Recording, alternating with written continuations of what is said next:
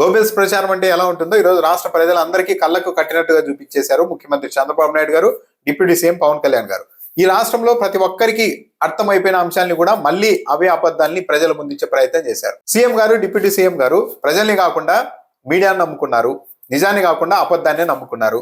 అబద్ధాన్ని నిజమని నమ్మించగలిగేంత శక్తి సామర్థ్యాలు ఉన్న మన మీడియా ఉంది కాబట్టి మనం ఏది చెప్తే అదే నిజమని పబ్లిక్ నమ్ముతారు అన్న ధీమా లేకుంటే ఈ రోజు మీడియా సమావేశంలో ఇంత పబ్లిక్ గా ఇద్దరు ముఖ్యమంత్రి గారు, డిప్యూటీ సీఎం గారు ఇన్ని అబద్ధాలు ఎలా చెప్పగలుగుతారు? పైగా చంద్రబాబు నాయుడు గారు ఇంకా అన్యాయంగా ఒక ఆరోపణ ఏంటంటే వైసీపీ హయాంలో కొండ మీదకి భక్తులు కూడా రావడానికి ఇష్టపడలేదు, భక్తులు రావడమే మానేశారని ఒక మాట అనేశారు. నిజంగానే వైసీపీ హయాంలో భక్తులు కొండ మీదకి రాకుండా ఉంటే ఊరికే ఉండే వల్ల ప్రతి ఒక్క వ్యక్తిని కౌంట్ చేస్తారు. ఒక్కరోజు ఎంతమంది దర్శనం చేసుకున్నారు అన్నది తిరుమలలో కౌంట్ చేస్తారు. అలాంటిది డేటా మొత్తం ఉంటుంది కదా.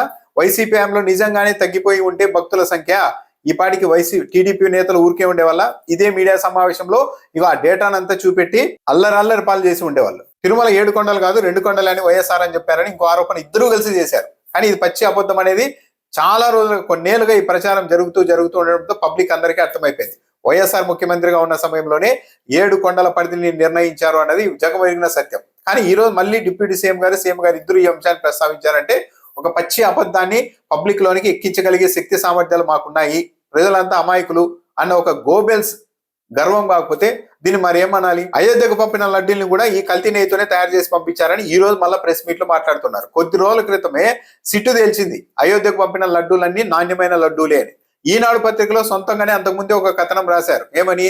అయోధ్యకు పంపిన లడ్డూలు మాత్రం చాలా స్వచ్ఛమైన నెయ్యితోనే తయారు చేశారని.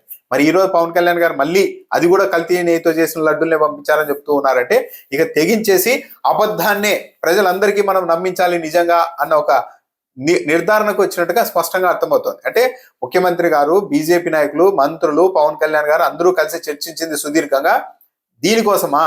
కేజీ నువ్వుల నూనె కంటే తక్కువ ధరకు వైసీపీ హయాంలో నెయ్యి కొనుగోలు చేశారు, అది కల్తీ కాక మరి ఏంటవుతుందని పవన్ కళ్యాణ్ గారు చెప్తున్నారు.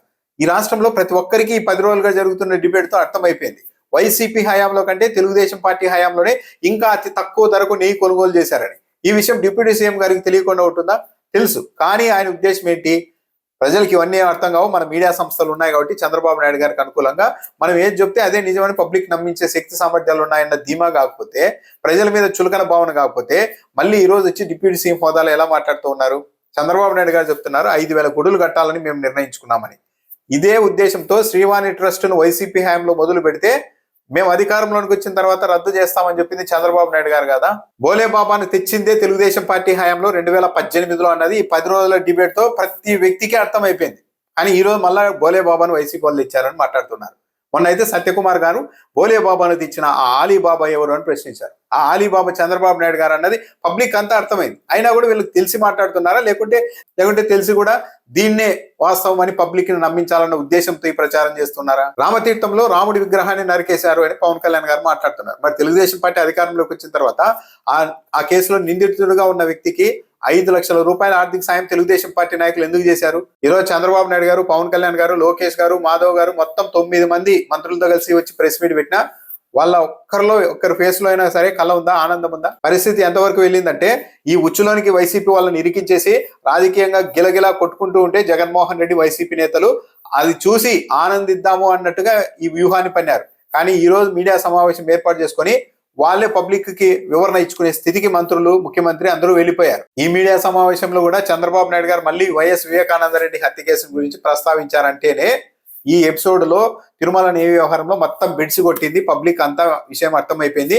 ఇంకెలాగో నమ్మేలా లేరు కాబట్టి ఆ పాత సంగతులు వైఎస్ వివేకానంద రెడ్డి హత్య అని మళ్ళీ తీసుకొని వస్తే దాన్ని చూసైనా వైసీపీ మీద మళ్ళా పబ్లిక్ లో వ్యతిరేకత పెరగకపోతుందా అన్న ఒక ఆశతో మళ్ళీ ఆ అంశాన్ని కూడా ప్రస్తావించినట్టుగా ఉన్నారు ఈరోజు. సో మొత్తం మీద తెలుగుదేశం పార్టీతో జతగడిచిన పవన్ కళ్యాణ్ గారు ప్రజల్ని ఎంత అండర్ ఎస్టిమేట్ చేస్తున్నారు, వాళ్ళని ఎంత చులకనగా చూస్తున్నారు వాళ్ళ తెలివితేటలు అన్నది ఈరోజు ప్రెస్ మీట్ లో అవాస్తవాల్ని వాస్తవాలుగా వివరించేందుకు చంద్రబాబు నాయుడు గారు, పవన్ కళ్యాణ్ గారు చేసిన ప్రయత్నం బట్టే అర్థమైపోతుంది. మొత్తం రాష్ట్ర ప్రజలందరికీ 10 రోజులుగా ఈ డిబేట్ నడిచేసరికి ఈ మొత్తం నెయ్యి వ్యవహారంలో ఎప్పుడు మొదలైంది, బోలే బాబా ఎప్పుడు వచ్చింది, ఆ కల్తీ జరిగిందన్న ట్యాంకర్లను మళ్ళా లడ్డూల తయారీకి తెలుగుదేశం పార్టీ హయాంలో కొండ మీదకి ఎలా పంపారు, మొత్తం వివరాలన్నీ తెలిసిపోయాయి పబ్లిక్ కి. కానీ ఆ వివరాలు పబ్లిక్ అందరికీ తెలిసిన తర్వాత కూడా సీఎం గారు, డిప్యూటీ సీఎం గారు వచ్చి వాటినే అవాస్తవాల్ని వాస్తవాలుగా నమ్మించే ప్రయత్నం చేస్తూ ఉన్నారంటే మరి మీడియా హామీ ఇచ్చిందేమో, మీరు ఏమన్నా మాట్లాడండి మేము పబ్లిక్ లోని తీసుకెళ్లి దాన్నే నిజమని నమ్మిస్తాం అని. జగన్మోహన్ రెడ్డి 5 ఏళ్ల పరిపాలన మీద విపరీతంగా అవాస్తవాలు ప్రచారం చేస్తే వాటిని నమ్మే కదా ఈ ప్రజలంతా మనకు ఓట్లేసి అధికారం ఇచ్చింది.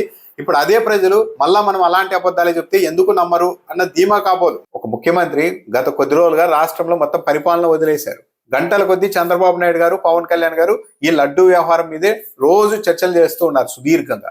ఈరోజు ఏకంగా 9 మంది వచ్చి మీడియా ముందు కూర్చొని ఇంతటితో వదిలిపెట్టాం, ఇంకా చాలా దూరం తీసుకెళ్తాం ఈ కేసును, ఈ వ్యవహారాన్ని అని చెప్తూ ఉన్నారు. అంటే ఇంకా రాష్ట్ర ప్రజలకు ఇంతకు మించిన దురదృష్టం ఏముంటుంది? మొత్తం అన్ని వదిలేశారు. లా అండ్ ఆర్డర్ ఏమవుతుంది, పరిపాలన ఏమవుతుంది, ఇవన్నీ వదిలేసి ఈ అంశాన్ని పట్టుకొని ఉన్నారు. అంటే రాజకీయంగా తెలుగుదేశం పార్టీకి ఇంతకు మించి ఇంకోటి లేదు వైసీపీని ఫేస్ చేయడానికి అన్నది ఇక్కడే అర్థమవుతోంది. ఉన్న ఈ ఆయుధం ఒకటి కూడా నిర్వీర్యం అవుతుండని చూసి తట్టుకోలేక ఇక అబద్ధాలనైనా సరే నిజాలుగా నమ్మించాలి అన్న ఒక తెగింపుకు వచ్చినట్టుగా ఈ ప్రెస్ మీట్ లో కనిపించింది.